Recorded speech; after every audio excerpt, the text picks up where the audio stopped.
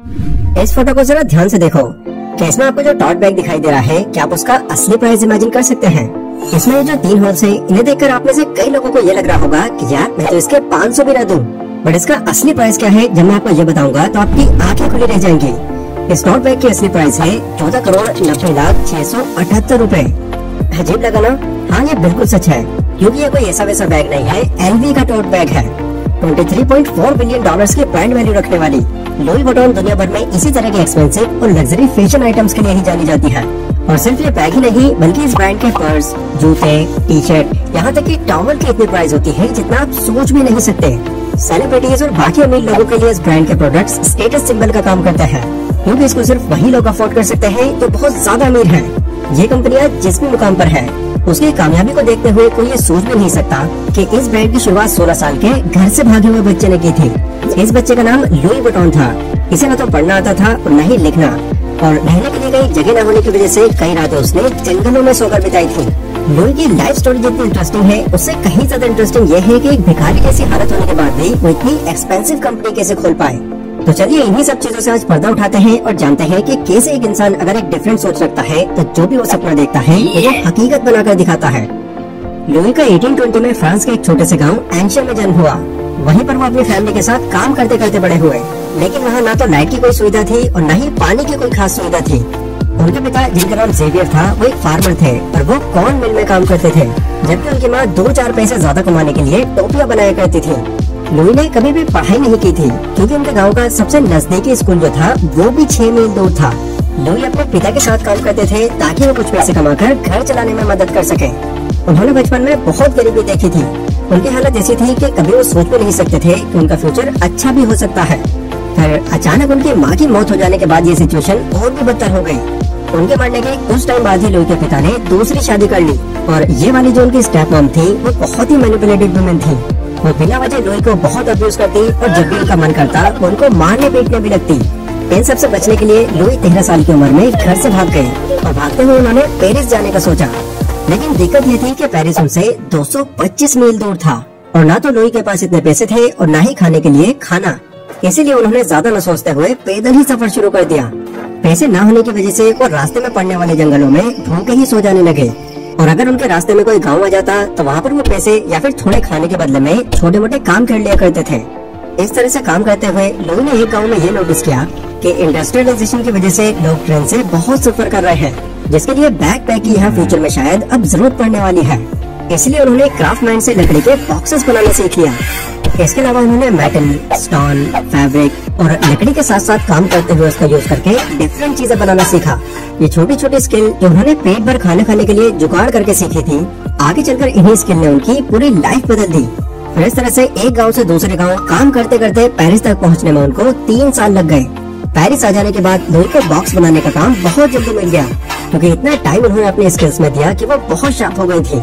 यहाँ पर उनका काम अपने क्लाइंट की डिमांड पर कस्टमाइज्ड बॉक्स बनाने का था, और जब उनके क्लाइंट ट्रिप पर जाते तो उन्हें उनके बॉक्स को पैक और अनपैक भी करना पड़ता था, क्योंकि उस टाइम पेरिस में जितनी भी लेडीज थी वो हैवीली कस्टमाइज्ड ड्रेस पहनती थी। उन्हें कैरी करने के लिए ऑब्वियसली एक बड़े बैकपैक की जरूरत होती, इसलिए उस टाइम लोग अपना लगेज मैनेज करने के लिए भी बॉक्स मेकर्स को हायर करते थे। इस जॉब को करते हुए लुई की मुलाकात कई अपर क्लास के लोगों से होने लगी, एंड धीरे धीरे उन्होंने उनके साथ कनेक्शन बढ़ा लिए। लोगों को लुई का काम काफी पसंद आने लगा, क्योंकि वो अपने काम में बहुत माहिर थे और हर तरह के बैकपैक्स को बहुत ही बारीकी से बनाते थे। फिर उनकी लाइफ में एक ड्रास्टिक चेंज तब आया जब 1851 में फ्रांस की क्वीन भी उनके एक कस्टमर बनकर आई। वो लुई के काम से इतनी इम्प्रेस हुई कि उन्होंने उनको अपना पर्सनल बॉक्स मेकर बना लिया, और सच में किसी भी बॉक्स मेकर के लिए ये एक बहुत बड़ी अचीवमेंट थी। लुई, जिनके पास पहले रहने के लिए घर तक नहीं था, अब उन्हें रॉयल लोगों के साथ काम करने का मौका मिल गया, और उनका ये सफर यहीं पर खत्म नहीं होता। इससे हटके भी उनके विजन्स बहुत बड़े थे। 33 की एज के बाद अब उन्होंने शादी कर ली, और अब तक काम करके उन्होंने जो पैसे सेव किए उसे लेकर उन्होंने अपना बिजनेस स्टार्ट किया। अब यहाँ वो अपनी खुद की बॉक्स मेकिंग वर्कशॉप चलाना शुरू किए, ताकि वो यहाँ अपने बनाए प्रोडक्ट्स को अपने ब्रांड के नाम से बेच सके। अब उस टाइम पेरिस में जिस तरह के लगेज बनाए जाते थे, लुई ने उसमें एक बहुत बड़ी प्रॉब्लम नोटिस की।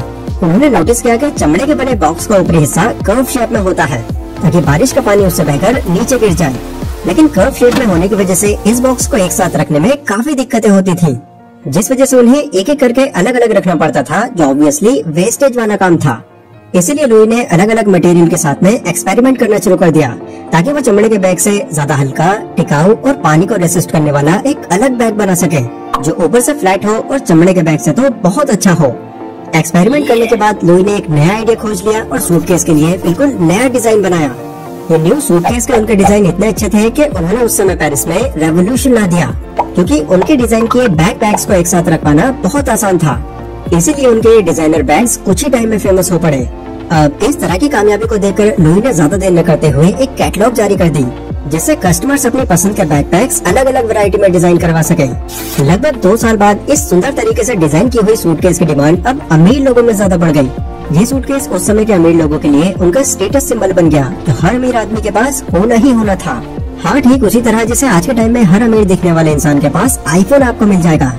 लुई के बनाए सूटकेस इतने पॉपुलर हो चुके थे कि सिर्फ वही नहीं बल्कि दुनिया भर से इन्हें ऑर्डर्स आने लगे। इस टाइम लुई की लाइफ में सब कुछ अच्छा चल रहा था। वो अमीर बन चुके थे और उनका बिजनेस पूरी दुनिया में मशहूर हो गया। बट उनकी ये खुशी और सक्सेस ज्यादा टाइम तक नहीं टिक पाई।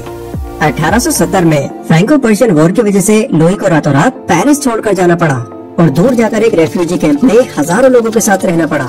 इतना फेमस होने के बाद भी उनकी हालत ऐसी हो गई थी कि उन्हें कैंप के अंदर पेट भरकर खाना भी नहीं मिलता था। फिर 1871 में वॉर खत्म हो जाने के बाद जब लुई वापस से अपनी फैमिली के साथ आए तो उन्होंने देखा कि उनका घर, वर्कशॉप, जिसके लिए उन्होंने इतनी मेहनत की थी, वह बर्बाद हो चुका था। यहाँ तक कि वॉर में उनके सारे सामान को भी चुरा लिया गया। बट इस सिचुएशन में भी जहाँ लोग हिम्मत हार कर बैठ जाते हैं, उन्होंने ऐसा नहीं किया। उन्होंने यहाँ के बैंक से अपने बचे कुचे पैसे निकाले और फिर से अपना बिजनेस शुरू किया। और इस बार उनका बिजनेस पहले से भी जल्दी फेमस हो गया, क्योंकि इस बार उनके पास पैसे तो भले ही नहीं थे, बट उनके पास एक्सपीरियंस बहुत सारा था।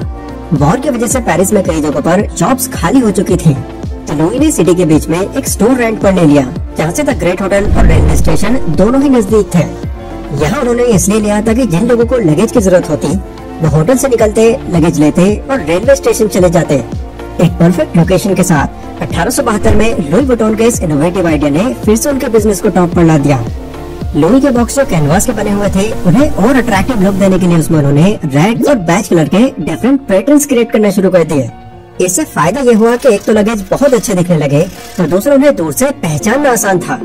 इतनी पॉपुलैरिटी देखकर बहुत से ब्रांड्स ने एलवी को कॉपी करना शुरू कर दिया। बट एलवी लगेज की क्वालिटी ही इतनी अच्छी थी कि कस्टमर्स ने सिर्फ असली ब्रांड ही प्रेफर किया। 20 सालों तक काम करते हुए लुई ने वापस से अपने बिजनेस को वर्ल्ड फेमस ब्रांड बना दिया। बट सडनली 70 साल की एज में उनकी मौत हो गई और उनके इस काम को उनके बेटे जॉर्ज वुइटन ने हैंड ओवर कर लिया। कहते हैं ना, जैसा बाप वैसा बेटा। जॉर्ज ने भी अपने पिता के एलवी के ब्रांड को ग्लोबली एक्सपेंड किया। उन्होंने लंदन में भी एलवी का शोरूम खोला और बिजनेस में लगातार क्वालिटी लाते रहे। पर उस टाइम पे बाकी ब्रांड्स एलवी के डिजाइन्स को कॉपी करते जा रहे थे। इसीलिए उन्हें रोकने के लिए 1896 में जॉर्ज वुइटन ने अपने प्रोडक्ट्स में एलवी का नया मोनोग्राम स्टार्ट कर दिया, ताकि डुप्लीकेट ब्रांड्स के लिए उनका डिजाइन कॉपी करना बहुत मुश्किल हो जाए। इसके बाद जॉर्ज ने एलवी बैग्स को एक नया लुक देने का सोचा। यहाँ उन्होंने एलवी बैग्स में एक लॉक लगा दिया। ये लॉक इतना स्ट्रॉन्ग था कि चोरों के लिए इसे खोल पाना लगभग नामुमकिन था। साल 1900 में लुई वुइटन कंपनी के अंदर 100 से भी ज्यादा एम्प्लॉयज काम करने लगे और ये बिजनेस साल दर साल बढ़ता ही जा रहा था। फिर 1936 में जॉर्ज वुइटन की डेथ के बाद एलवी की लेगेसी उनके बेटे गैस्टन के हाथों में आ गई। लेकिन जिस टाइम गैस्टन ने एलवी को हैंड ओवर किया था, उस टाइम फ्रांस की हालत बहुत ज्यादा खराब थी। सेकेंड वर्ल्ड वॉर की वजह से गैस्टन को उनकी एलवी की फैक्ट्री बंद करने को कहा गया। एंड अगर उन्हें अपना काम कंटिन्यू करना था तो उसके लिए उन्हें नाजी पार्टी के साथ हाथ मिलाना था, क्योंकि जिन ब्रांड्स ने नाजी के साथ कोलैबोरेट नहीं किया उन्हें बंद कर दिया गया। इसीलिए गैस्टन को एलवी को बचाने के लिए नाजी के साथ कोलैबोरेट करना पड़ा। फिर 1970 में किसी बीमारी के चलते गैस्टन की डेथ हो गई, लेकिन उनके तीनों बेटों को उस बिजनेस में कोई खास इंटरेस्ट नहीं था, जिसकी वजह से उनके सन इन लॉ हेनरी रसेलर ने एलवी की जिम्मेदारी अपने हाथों में ली। एंड क्योंकि हेनरी को भी पहले से बिजनेस करने का एक्सपीरियंस था, इसीलिए उन्होंने लुई वुइटन को नेक्स्ट लेवल पर ग्रो करने के लिए उसे रिटेल मॉडल में बदल दिया, जिससे एलवी का प्रॉफिट मार्जिन 40% से बढ़ गया, जो बाकी ब्रांड्स के प्रॉफिट मार्जिन से काफी ज्यादा था। एंड क्योंकि मॉडर्नाइजेशन की वजह से इन्फ्लेशन भी बढ़ रहा था, तो उनकी ये सेल्स $20 मिलियन से सीधा $260 मिलियन तक पहुंच गई। अब इसके बाद हेनरी ने 1986 में लुई वुइटन को पब्लिक करने का डिसाइड किया और उन्होंने अपनी कंपनी के 1 मिलियन शेयर्स बेच दिए। देन यहाँ से उनके जितने भी पैसे बने उनका यूज करके हेनरी ने एलवी को मैसिव लेवल पर वर्ल्ड वाइड एक्सपेंड किया और अब एलवी ने पहली बार $1 बिलियन की सेल को टच किया। 16 साल के लुई वुइटन ने जब ये बिजनेस शुरू किया था तो उनको ये अंदाजा भी नहीं होगा कि ये इतनी आगे आ सकता है। बिजनेस को और ग्रो करने के लिए हेनरी ने लग्जरी ड्रिंक कंपनी मो हेनेसी के साथ कोलैबोरेट कर लिया, जिसके बाद एलवी ग्रुप LVMH बन गया। लेकिन इस मर्जर के बाद भी हेनरी की मो हेनेसी के डायरेक्टर के साथ कुछ बन नहीं रही थी। इसीलिए उन्होंने प्रॉपर्टी डेवलपर बर्नार्ड आर्नोल्ड को अपने बिजनेस में इन्वेस्ट करने के लिए अप्रोच किया। बट उन्हें क्या पता था कि इस अप्रोच की वजह से उन्हें ही एलवी ग्रुप से हाथ धोना पड़ेगा, क्योंकि जिस फ्रेंड को उन्होंने अपनी मदद के लिए लाया था उन्होंने उनकी पीठ पीछे वार कर दिया और एलवी ग्रुप के 41% शेयर खरीदकर एलवी का मेजोरिटी स्टेक्स अपने अंडर कर लिया। हेनरी ने हालांकि बर्नार्ड पर केस किया, पर कोर्ट भी बर्नार्ड के साथ ही था। इसीलिए गुस्से में हेनरी ने लुई वुइटन से खुद को कट ऑफ कर लिया, जिसके बाद लुई वुइटन की फैमिली लेगेसी एक अजनबी के हाथ में चली गई। LVMH को टेक ओवर करने के बाद बर्नार्ड आर्नोल्ड, जो इस ब्रांड के CEO है, वो $242.6 बिलियन के नेटवर्क के साथ आज इस दुनिया के सबसे अमीर आदमी है। सो गाइस, ये थी लुई वुइटन की एक कंप्लीट स्टोरी। इस कहानी से सीखने वाली बात यह है कि अगर आप पैशनेट हैं और आपको लोगों की प्रॉब्लम को एनालाइज करना आता है, तो आप भी उनको समझकर एक कामयाब बिजनेस जरूर खड़ा कर सकते हैं। बट ये भी तब पॉसिबल है जब आप में नेवर गिव अप वाला एटीट्यूड हो, जैसा लुई में था। अब यहाँ पर अगर आपको बर्नार्ड